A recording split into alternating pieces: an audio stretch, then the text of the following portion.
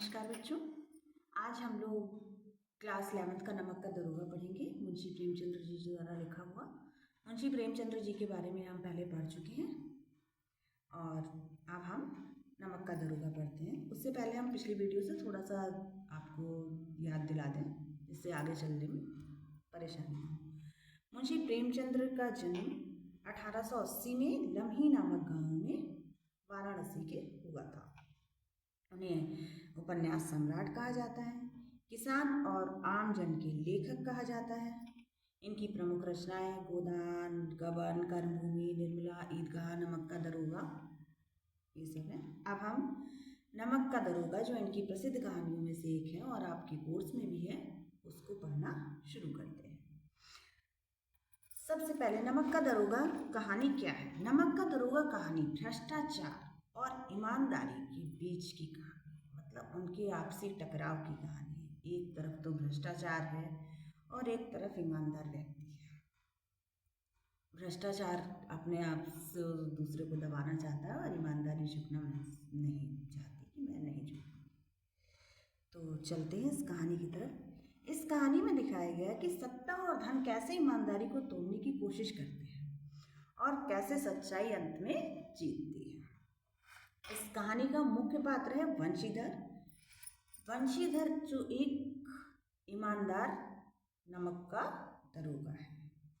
उसका मानना है कि नौकरी ईमानदारी से करनी चाहिए, चाहे परिणाम जो भी हो। कहानी का सार। कहानी का सार है, वंशीधर को सरकार द्वारा नमक की अवैध तस्करी रोकने के लिए दरोगा नियुक्त किया गया है। जो नमक होता है उसकी अवैध तस्करी हो रही थी, तो उसके रोकने के लिए उसका दरोगा किसको नियुक्त किया गया? वंशीधर को। वह एक रात वह देखता है कि सेठ अलोपीदीन, ये इस कहानी का दूसरा मुख्य पात्र है, सेठ अलोपीदीन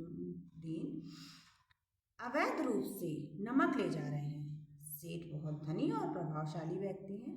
वह वंशीधर को रिश्वत देने की कोशिश करते हैं, डराने की कोशिश करते हैं, लेकिन वंशीधर अपनी बात से पीछे नहीं हटता। वह अपनी ईमानदारी से पीछे नहीं हटता। वह सेठ को गिरफ्तार कर लेता है। अदालत होती है, मामला अदालत में जाता है। सेठ अलोपीदीन वकीलों की मदद से छूट जाता है। क्यों? क्योंकि उसके पास पैसा बहुत था और वो पैसा खिला करके उनसे छूट जाता है। झूठे सबूतों से बच निकलता है, जबकि वंशीधर को नौकरी से निकाल दिया जाता है। यह लेखक समाज की कड़वी सच्चाई दिखाता है। इस कहानी से लेखक समाज की कड़वी सच्चाई दिखाता है कि देखो, जो सच का साथ देता है, जो ईमानदारी का साथ देता है, उसके साथ क्या होता है कि पैसा सब जगह चल जाता है। लेकिन आगे चल के क्या होता है कहानी में? हालांकि सेठ अलोपीदीन को वंशीधर की ईमानदारी बहुत प्रभावित करती है। अलोपीदीन को वंशीधर की जो ईमानदारी है वो बहुत प्रभाव करती है। वह समझ जाता है कि सच्चा इंसान पैसा नहीं, चरित्र से बड़ा होता है। इंसान जो है वो चरित्र से बड़ा होता है, बल्कि पैसे से नहीं। सेठ वंशीधर को अपनी कंपनी में सम्मानजनक पद पर नौकरी देता है। सेठ अलोपीदीन वंशीधर को अपनी कंपनी में सम्मानजनक पद पर नौकरी पर रख लेता है। कहानी का संदेश। यह कहानी का मुख्य संदेश क्या है? ईमानदारी कभी व्यर्थ नहीं आती। मतलब ईमानदारी कभी व्यर्थ नहीं जाती। सच्चाई देर से सही जीतती जरूर है, क्योंकि सेठ अलोपीदीन को पता था कि वो गलत है और वो गलत कर रहा है, लेकिन वो उस समय तो उसने अपने आप को ढका, लेकिन बाद में उसने अपनी गलती मानी। धन से बड़ा चरित्र नहीं होता। क्या बोला? कि धन से बड़ा चरित्र नहीं होता। वो ये सोचता था। कौन सोचता था? अलोपीदीन। लेकिन उसको बाद में क्या पता चला? धन से बड़ा चरित्र होता है। अब हम पात्र चरित्र चित्रण करते हैं।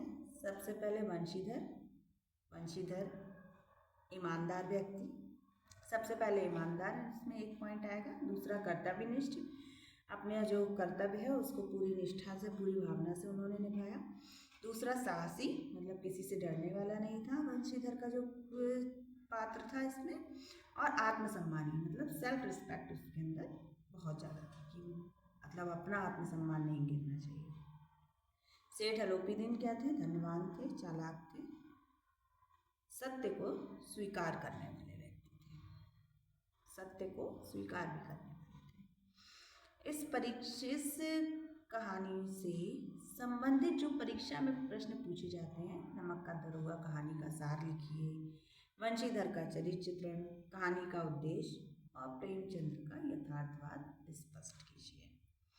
ये क्वेश्चन आपके पेपर में आ सकते हैं। तो इसको आप अगर आप पढ़ेंगे, सुनेंगे इस वीडियो को, उसके बाद अगर आप अपना लेसन पढ़ेंगे तो आप इन सारे क्वेश्चनों के आंसर बहुत ही आसानी से दे सकते हैं। और अगर कोई डाउट कुछ भी है तो आप कमेंट करिए, मैं सॉल्व करूँगी। इस प्रकार हमने कक्षा हिंदी का पहला पाठ नमक का दरोगा विस्तार से समझा, पढ़ा। अगर वीडियो पसंद आई हो तो लाइक करें, शेयर करें, सब्सक्राइब करें।